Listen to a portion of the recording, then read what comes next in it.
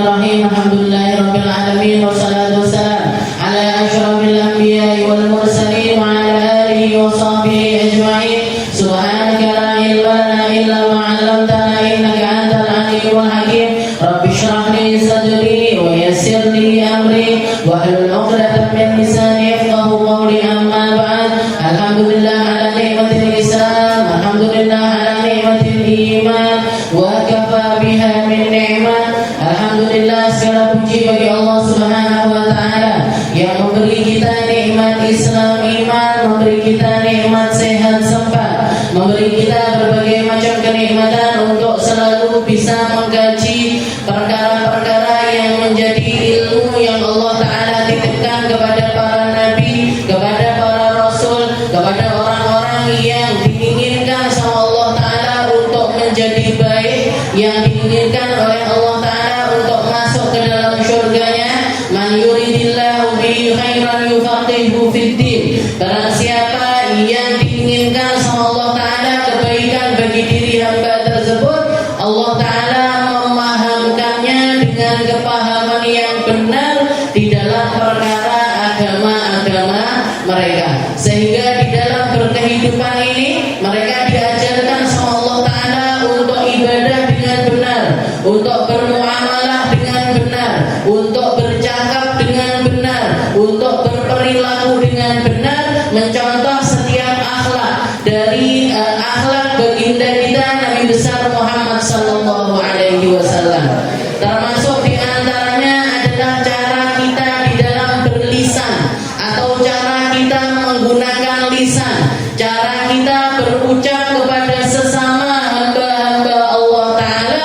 Ini semuanya adalah perkara yang diatur oleh Allah taala sedemikian rupanya.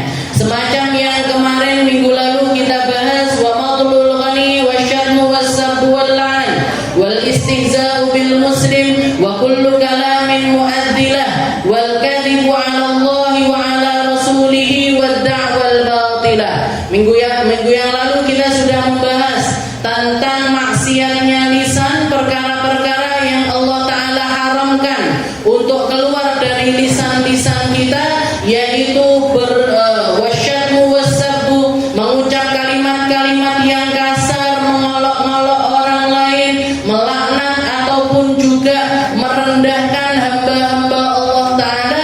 Itu semuanya merupakan perkara yang Allah taala larang untuk kita itu berucap. Siapapun kita, apapun kedudukan kita, gak pantas bagi lisan kita untuk merendahkan siapapun dari hamba-hamba Allah taala, atau bahkan apapun dari hamba-hamba Allah taala ini kita gak pantas untuk mengolok-olok atau menjadikannya bahan-bahan ejekan. Karena segalanya itu memiliki rahasia, segalanya itu memiliki hikmah di dalamnya, segalanya itu Allah taala ciptakan dengan detail, dengan indah, dengan segala kandungan makna yang Allah taala ingin sampaikan kepada kita. Setiap apapun yang Allah taala jadikan, Allah taala ciptakan, semuanya menjadi bagian dari kehidupan manusia untuk memperlakukan mereka dengan baik. Makanya orang-orang yang semakin tinggi kedudukannya di sisi Allah taala, mereka semakin paham tentang rendahnya diri, tentang hinanya diri, dan semakin berhusnudzon kepada setiap makhluk-makhluknya Allah taala. Berhusnudzon kepada semua yang menjadi ciptaan-ciptaan Allah taala. Nabi kita Nabi Muhammad sallallahu alaihi wasallam adalah contoh tertinggi di dalamnya. Bahkan beliau pernah ditemukan bersujud ketika kelihatan ada seekor kera.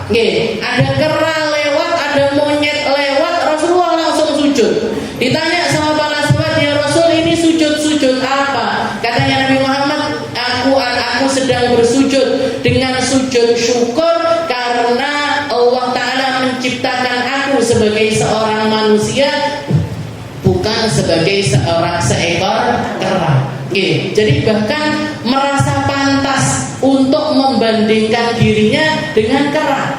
Merasa pantas untuk membandingkan dirinya dengan kera karena rasa apa? Karena rasa memiliki Tuhan yang sama, pencipta yang sama, yaitu Allah Subhanahu wa Ta'ala.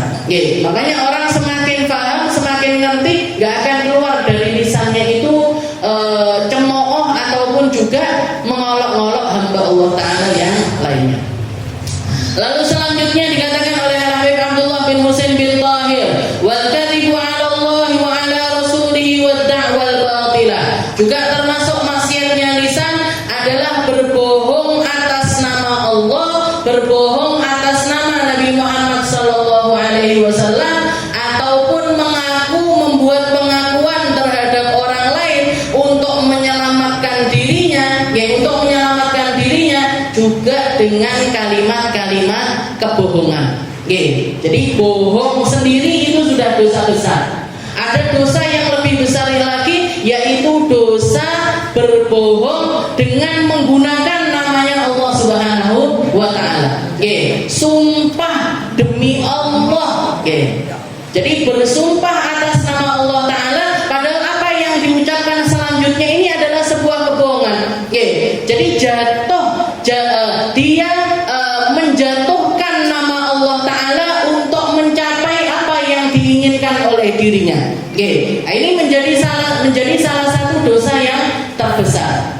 Baik itu bohongnya itu dalam perkara syariat, atau berucap tentang perkara keilmuan, tentang perkara hukum-hukum Allah Ta'ala bighairi ilm, tanpa ada basic keilmuan. Tanpa ada basic keilmuan. Makanya ada pepatah di antara para ulama, ta'allam qabla an tatakallam.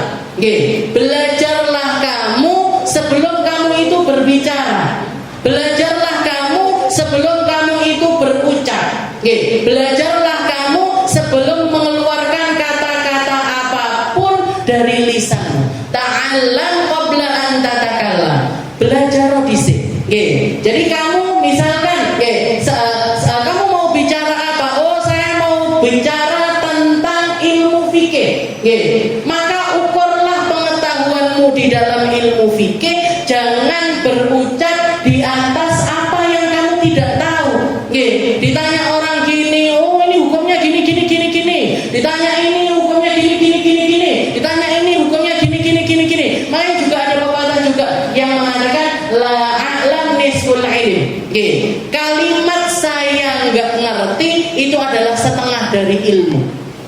Kalimat saya nggak ngerti itu adalah setengah dari ilmu. Kenapa? Karena itu berarti dia sadar dengan apa yang bisa dia ucapkan dan apa yang tidak bisa dia ucapkan.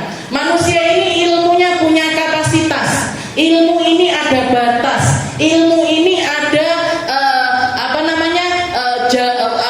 istilahnya jarak-jarak tertentu atau saat-saat tertentu di mana kamu itu jangan sampai mengucapkan di atas yang itu.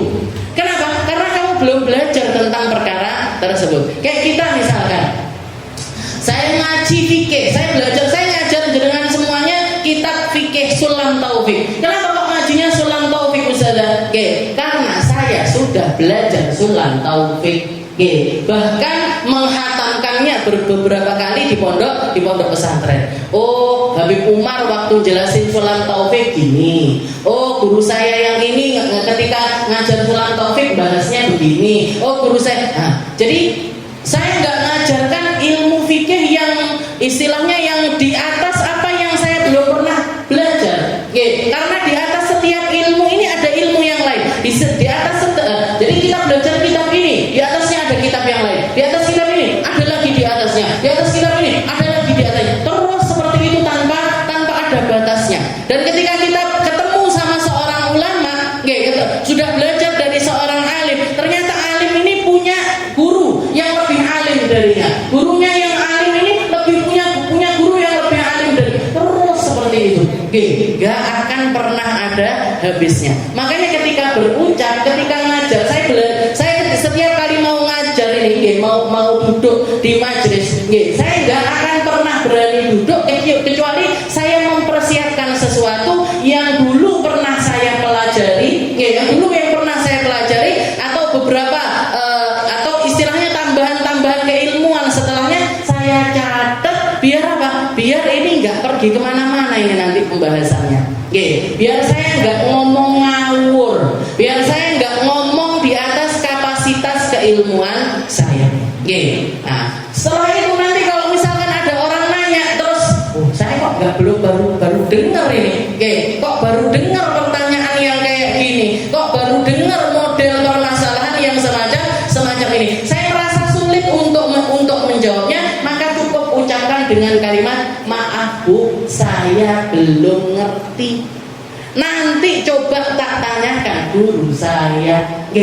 Jadi kalimat untuk berucap saya nggak ngerti, ini banyak orang merasa gengsi untuk mengucapkannya. Kabeh dijawab, kabeh diterangi, kabeh dikasih tahu kan. Kadang-kadang sembrono. Nah, ini ketika kita main-main sama syariatnya Allah atau berucap tanpa basic keilmuan, itu termasuk berbohong atas nama Allah. Sholat ngene. Pernah ada di satu kampung, itu semua orang itu normal kayak normalnya manusia lah, istilahnya seperti itu. Tapi ada satu orang ulama berkunjung ke desa tersebut, ngelihat orang-orang ini seperti umumnya orang muslim lah, seperti umumnya orang ketika mereka ini tadi melakukan ibadah dan lain sebagainya. Tapi yang unik dari kampung tersebut, setiap kali mereka berangkat sholat, setiap kali mau sholat berjamaah, itu mereka pakai kalung, kalungnya ini liontinnya, tahu liontin? Bandule itu pisau sama bangkainya tikus. Jadi ada bangkainya tikus sama pisau. Semuanya, nggak laki, nggak perempuan berangkat ke masjid ini kalungan itu. Kalungan ini tadi. Desanya terpencil di pojok gunung, jadi jarang orang itu datang ke sana, jarang ulama itu datang ke sana. Ketika ditanya sama ulama, iki nyapa wong-wong iki kok berangkat? Padahal kan seperti yang kita tahu, fa'ar itu atau bangkai itu kan najis hukumnya. Tikus kalau masih hidup nggak apa-apa, jangan sholat membawa tikus. Gimana hukumnya Ustaz? Nggak apa-apa, yang penting bersih. Yang penting tikusnya bersih. Terus bulunya nggak rontok. Jangan sholat bawa kucing. Gimana hukumnya? Boleh. Yang penting bulunya nggak rontok. Dan dia masih hidup. Semua yang hidup itu hukumnya suci. Semua yang hidup hukumnya suci kecuali anjing sama babi. Nah, tapi kalau sudah jadi bangkai, semuanya hukumnya jadi najis. Bangkai yang nggak najis itu cuma bangkainya manusia sama bangkainya ikan. Bangkainya manusia sama bangkainya ikan itu yang nggak najis. Selain itu semuanya hukumnya adalah najis. Jangan sholat. Ada jenazahnya semut misalkan. Kapan misalnya? Jadi ada jenazahnya semut, nemplek di sini atau nemplek di sini. Jangan lagi sholat loh, kelihatan loh, kok ada semut mati nih, atau nyamuk mati, ada nyamuk mati. Itu kalau sampai selesai sholat nggak jenengan hilangkan, batal sholatnya. Kenapa? Karena semua bangkai itu hukumnya adalah najis. Semua bangkai hukumnya najis. Lah ini orang-orang rombongan sholat jamaahan, di kalungnya ini ada bangkainya tikus sama sikin, sama pisau. Ketika ditelusuri ini kenapa, ceritanya itu gimana? Oh, kita itu diajarin sama ustadz itu loh. Yang ustadznya kita di kampung ini Ustadz Fulan bin Fulan, rumahnya di sana. Nggak pakai lama diparani ini rumah ustadznya. Ustadz, jenengan ini ngajar ibu-ibu, ngajar bapak-bapak ini gimana? Kok orang-orang sholatin? Ada kitabnya, ada kitabnya. Diambilkan kitabnya dia. Sudah lepak, kuning, lapuk dan lain sebagainya, diperlihatkan. Di situ dia ngutip firmannya, ngutip hadisnya Nabi Muhammad SAW. Sallu bisakinah wal waqar. Ini pentingnya belajar nahwu, pentingnya belajar sorof, pentingnya belajar bahasa Arab. Jadi di situ itu tulisannya sebenarnya cara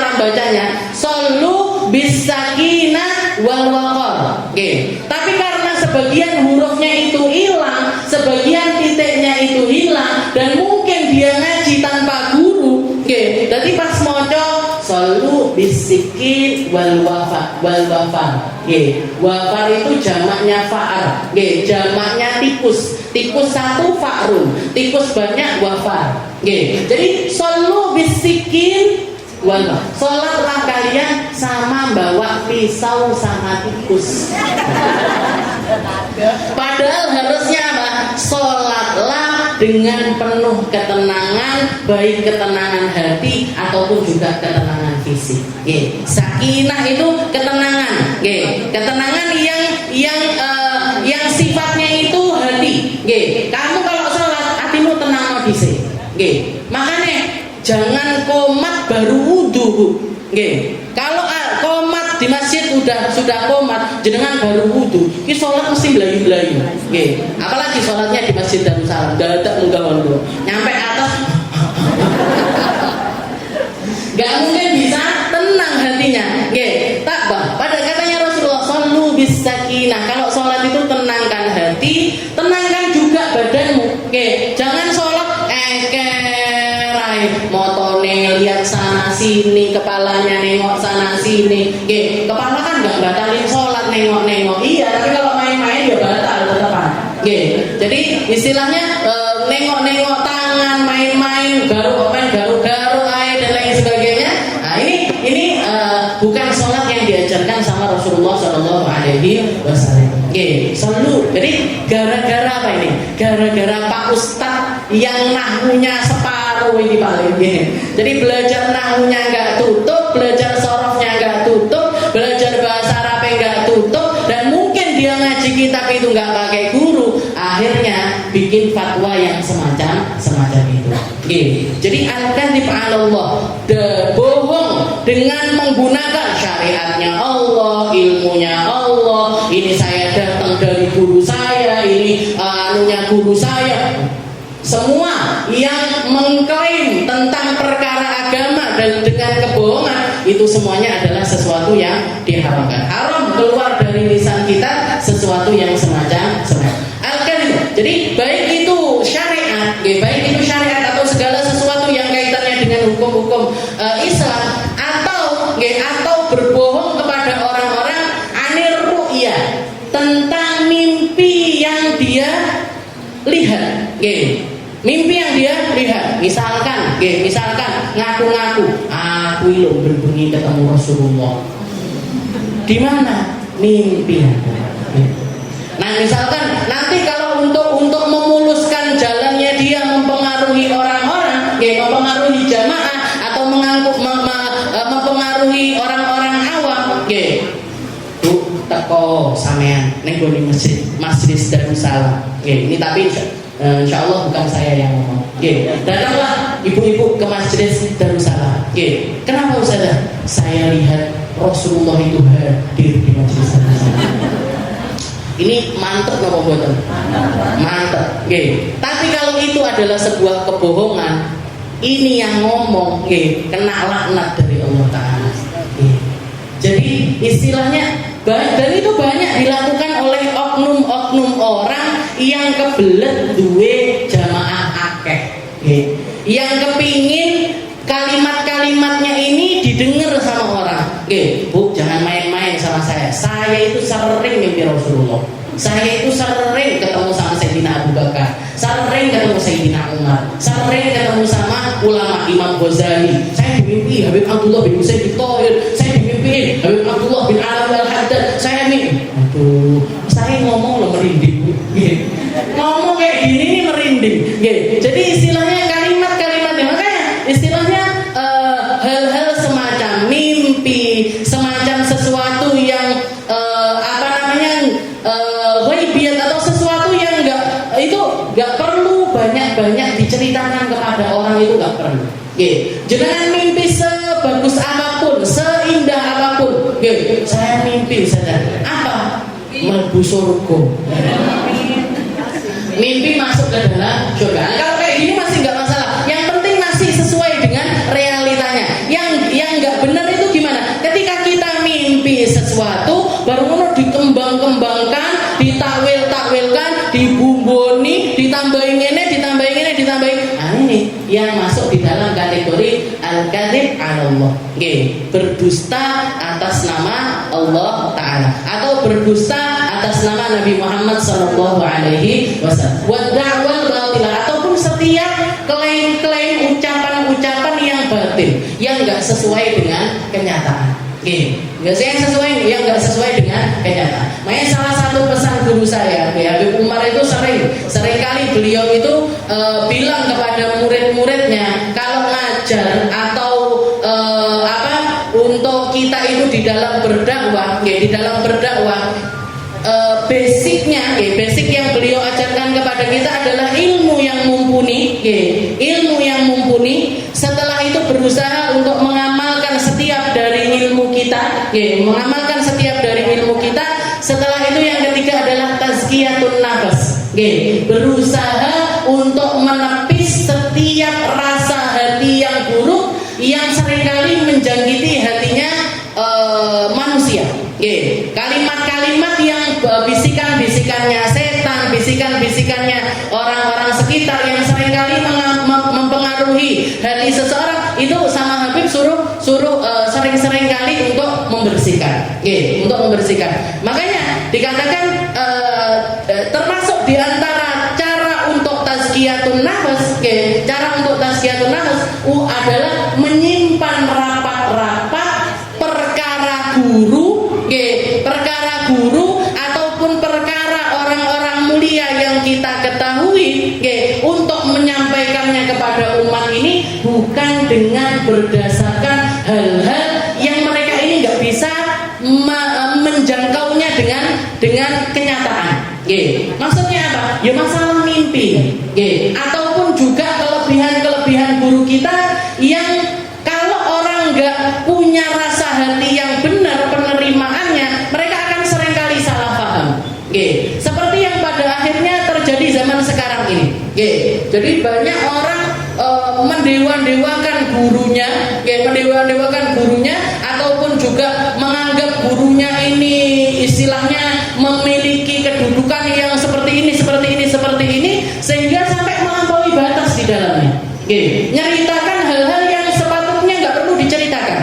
Ya kayak misalkan hal-hal semacam ini, guru saya itu sering ketemu sama Rasulullah, guru saya sering ketemu sama ini bu, apa nggak boleh gitu. Kalau itu sanadnya benar atau itu kita dapatkan dari orang-orang terdekat, dari anaknya, dari seperti yang saya pernah cerita sama jenengan. Saya ketika di Hadramaut sana, saya belajar 2 tahun.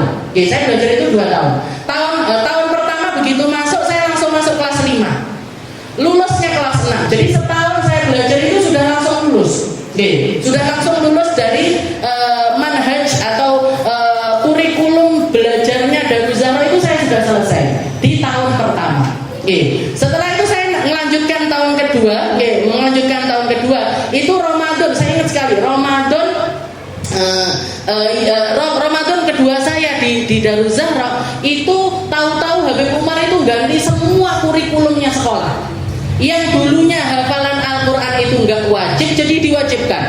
Yang dulunya ngafalin Riyadhus Shalihin itu nggak wajib, waktu itu diwajibkan. Bahkan Habib punya keputusan yang mau tinggal di Darul Mustafa, itu hanya orang-orang yang minimal hafal Al-Quran 15 juz, minimal hafal Riyadhus Shalihin itu setengah. Riyadhus Shalihinnya setengah, Al-Qurannya setengah Al-Quran juga. Kalau enggak, sama Habib disuruh pulang. Bahkan waktu itu anak Indonesia itu pulang sak pesawat, Bu. Naik omahe di Karaan, padahal itu karena tidak bisa mengikuti kurikulum yang dicanangkan sama Habib.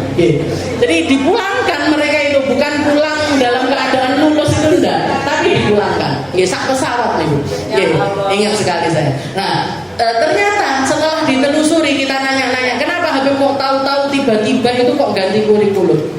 Ternyata beliau mimpi didatangi Nabi Muhammad SAW, dan itu beliau ucapkan di depan seluruh guru-guru, semua staf gurunya Darul Mustafa itu dipanggil. Habib menyampaikan hal tersebut. Kenapa? Karena beliau ditegur sama Rasulullah.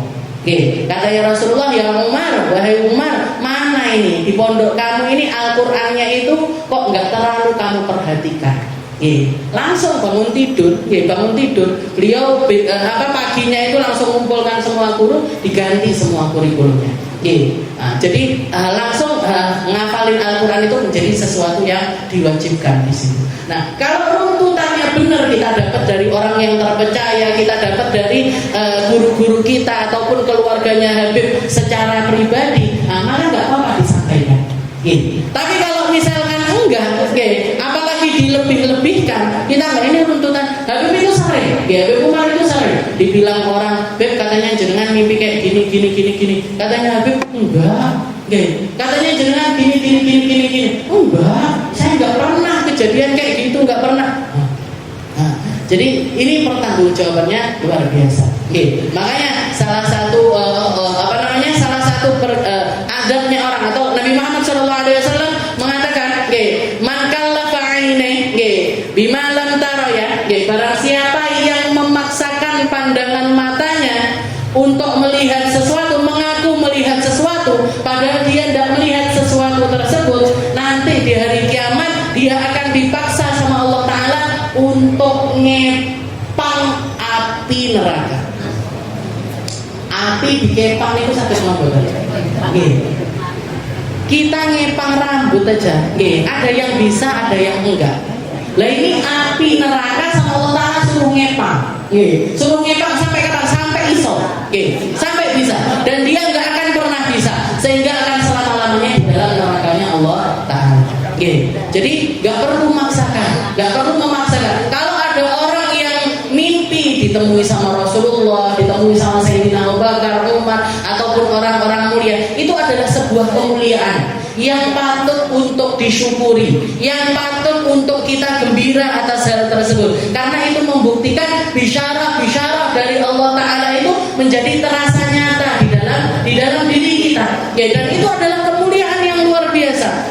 Katanya Nabi Muhammad SAW, man ra'ani fil manam faqad fasayarani fil yaqdah. Barang siapa yang melihat aku di dalam mimpinya, maka dia pasti akan melihat aku dalam keadaan terjaga. Man ra'ani fil manam fasayarani fil yaqdah. Fa inna syaitan lam yatamassal bi. Dan ketahuilah kalau kalian mimpi Nabi Muhammad SAW, itu berarti benar-benar mimpi Nabi. Benar-benar Nabi Muhammad datang kepada kita. Kenapa? Karena setan sama sekali nggak bisa menyerupakan dirinya dengan Nabi Muhammad SAW. Kalau dengan yang lainnya bisa, Bu. Setan datang ke mimpinya jenengan dengan memperlihatkan dirinya kayak saya misalnya.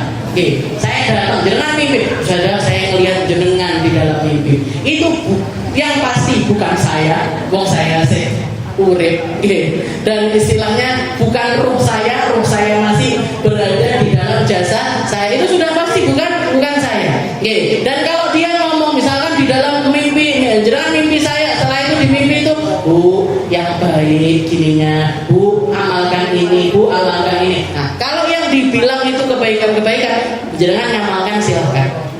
Tapi kalau sampai ngomongnya ini nggak benar, atau ngomongnya ini perkara-perkara yang melanggar syariatnya Allah Ta'ala, ojo dipercaya, jangan dipercaya. Kenapa? Karena setan sangat bisa mempermisalkan dirinya dengan siapapun, bahkan dengan apapun. Di dalam mimpi atau bahkan dalam keadaan terjaga. Di mimpi bisa, dalam keadaan terjaga juga bisa. Syekh Abdul Qadir Al-Jailani terkenal di dalam manakib-manakibnya, beliau pasti dibaca. Pernah kejadian beliau itu ketika khalwat di tengah gunung pasir, di tengah gurun pasir, sendirian beliau, siang-siang bolong. Lagi siang-siang ini, tahu-tahu beliau melihat seluruh keadaan sekitarnya ini berubah jadi gelap. Siang-siang, tapi tahu-tahu berubah jadi gelap. Setelah berubah jadi gelap, tahu-tahu ada cahaya yang terang sekali. Ada cahaya yang terang sekali. Setelah itu dari cahaya tersebut keluar ucapan kepada Syekh Abdul Qadir Al-Jailani.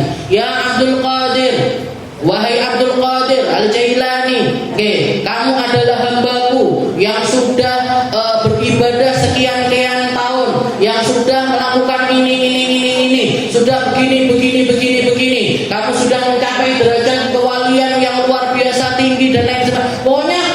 dipuji Syekh Abdul Qadir Al-Jailani. Setelah itu di akhir suara tersebut mengatakan, ya Abdul Qadir, faqad halaltu lakal muharramat. Karena kamu sudah mencapai derajat tinggi di sisiku, maka sekarang aku halalkan bagimu seluruh perkara-perkara yang haram. Aku halalkan bagimu segala perkara yang haram. Maka Syekh Abdul Qadir langsung ngambil batu, dilempar ke cahaya tersebut sambil mengatakan, ikhsa ya la'in, lari, pergi kamu wahai zat yang terlaknat. Pergi kamu wahai zat yang terlaknat. Katanya si cahaya itu masih ngomong lagi, ya Abdul Qadir, dari mana kamu tahu kalau aku ini adalah iblis? Dari mana kamu tahu kalau aku ini adalah setan? Katanya katanya Syekh Abdul Qadir, beliau mengatakan, min kalimatik, dari kalimatmu yang mengatakan faqad halaltu lakal muharramat, sudah aku halalkan bagimu sesuatu yang haram. Nabi Muhammad SAW saja yang walinya para wali, istilahnya, gitu, yang menempati kedudukan paling tinggi di sisi Allah Ta'ala, gak pernah dikatakan, gak pernah Allah Ta'ala mengatakan, wes Muhammad, wes gak usah sholat rita, wes Muhammad, gak usah puasa Ramadan rita, Muhammad, gak usah zakat, gak pernah. Nabi Muhammad sampai akhir hayatnya sholat itu gak pernah ditinggal. Jadi kalau ada orang bilang, wes penting hati ini, awakmu wes sinau, ilmumu sudah tinggi, kita sudah belajar keilmuan tingkat tinggi, wes sekarang gak perlu sholat lagi, yang penting hatinya nyambung. Nabi Muhammad sampai akhir hayatnya sholat subuh, duhur, asar, maghrib, isya ini gak pernah lepas dari beliau. Tahajudnya nggak pernah lepas, qobliyah ba'diyahnya nggak pernah lepas. Lah siapa kita kok sampai diucapkan atau ada kalimat-kalimat yang semacam itu dibolehkan? Bahkan sampai terakhir setelah Syekh Abdul Qadir itu mengatakan hal yang semacam itu, ikhsa ya la'in, pergi kamu wahai zat yang terlaknat, karena kamu pasti adalah setan. Setan ini masih sempat-sempatnya mengatakan, wahai Abdul Qadir, sungguh aku telah menggunakan metode ini dan berhasil untuk menyesatkan manusia, berhasil untuk menyesatkan mereka ribuan orang min ahli dar. Ribuan orang yang sudah mencapai derajat kewalian, yang sudah bahkan mencapai derajat kewalian tingkat tinggi, mereka dikeluarkan sama Allah Ta'ala dari derajat tersebut karena terlena dengan apa yang aku ucapkan. Makanya coba percaya, Bu. Jangan percaya dengan apapun yang diucapkan kalau itu melanggar aturannya Allah Ta'ala. Wal kadzibu 'ala Allah wa 'ala rasuli wad da'wal batilah. Nah, kalau kita lihat, maksiat pertama di atas muka bumi ini, itu berasal dari kesombongan. Sedangkan maksiatnya iblis itu asal muasalnya dari kesombongan. Sedangkan maksiatnya Nabi Muhammad maksiatnya Nabi Allah Adam itu asal muasalnya adalah dari syahwatnya. Dan min syahwati, dari keinginannya beliau untuk menikmati sesuatu. Dan kenapa? Sama-sama salah. Sama-sama salah. Nabi Adam bersalah, iblis juga bersalah. Tapi kenapa maksiatnya iblis atau dosanya iblis itu menjadi dosa abadiyah, menjadi dosa yang abadi, yang berketerusan, bahkan enggak mungkin diampuni sama Allah Ta'ala. Enggak mungkin diampuni sama Allah Ta'ala. Karena apa? Karena rasa hatinya iblis terhadap Allah Ta'ala ini sudah enggak ada takdim-takdimnya lagi. Sudah enggak ada pengagungan kepada Allah Ta'ala, sehingga dia bisa mengucapkan kalimat-kalimat atau demi menyelesaikan atau demi keinginannya biar Nabi Adam ini dimurkai sama Allah Ta'ala, iblis itu sampai bersumpah atas nama Allah Ta'ala, wa qasamahuma inni lakuma laminan nasikin. Katanya iblis, saya sumpah. Jadi dibujuk-bujuk macam-macam Nabi Adam itu. Adam, cici pono, titik ae, liwat kene, tak pertek ini apa piye, dan lain sebagainya. Macam-macam caranya setan ini sebelum dia itu mengucapkan kalimat pamungkasnya, itu sudah berkali-kali godain Nabi Allah Adam dan juga Siti Hawa. Terakhir yang keluar dari mulutnya iblis, dia mengatakan wa qasamahuma inilah huma laminas, demi Allah saya sumpah saya ini adalah penasehat kalian berdua. Kamu tidak percaya, kamu kalau makan buah itu akan menjadi makhluk abadi yang tinggal selama-lamanya di dalam surga. Wa qasamahuma inilah huma laminan nasihin. Makanya ketika Nabi Allah Adam istilahnya didedes, disidang, kenapa Adam sudah tak kasih tahu jangan dekat-dekat sama pohon ini, ada banyak sekali pohon, ada banyak sekali buah, ada banyak sekali kenikmatan di dalam surga, kenapa kok pada akhirnya kamu gak sabar untuk gak makan satu dari sekian banyak buah yang ada di dalam surga?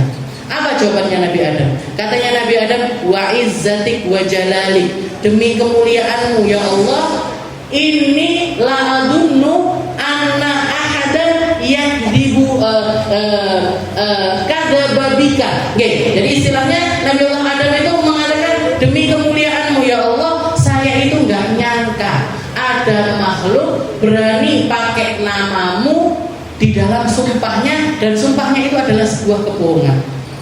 Saya itu nggak percaya ada orang bisa, ada makhluk bisa pakai namanya Allah Ta'ala untuk bohong, itu saya nggak percaya. Makanya dikatakan maksiatnya iblis itu datang dari kesombongannya.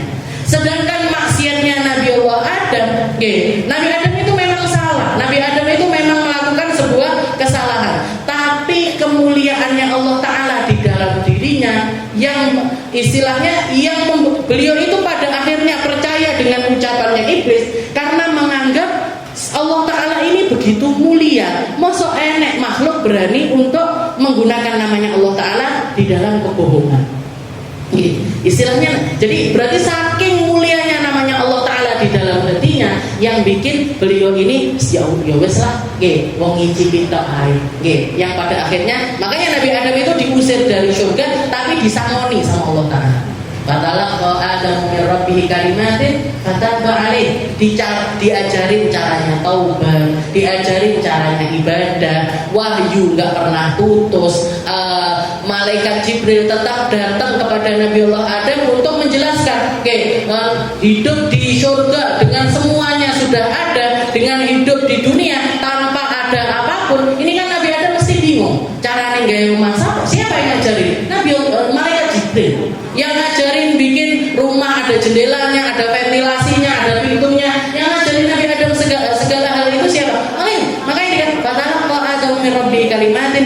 Pertama yang diajarkan, disangoni sama Allah, kamu turun ke atas muka bumi ini tapi tak sangoni, disangoni ilmu, disangoni syariat, disangoni cara-cara untuk terus nyambung kepada Allah Subhanahu wa Ta'ala. Ini kayak ibu-ibu pengen anaknya keluar dari rumah tapi disangoni, sekali awakmu, tapi nyampe duit, gitu jajan, gitu rumahan, nyewa omah, jadi keluar dari rumah tapi dikasih sesuatu. Kenapa? Karena sakit, karena tahu, ini Nabi Allah Adam ini melakukan kesalahan itu karena saking memuliakannya hati, saking mulianya nama Allah Ta'ala di dalam diri Nabi Allah Adam. Sedangkan iblis malah justru istilahnya namanya Allah Ta'ala ini jatuh dari hatinya iblis sehingga dia bisa melakukan hal yang semacam itu. Wal kalim 'ala Allah wa 'ala rasuli wa da'wal batilah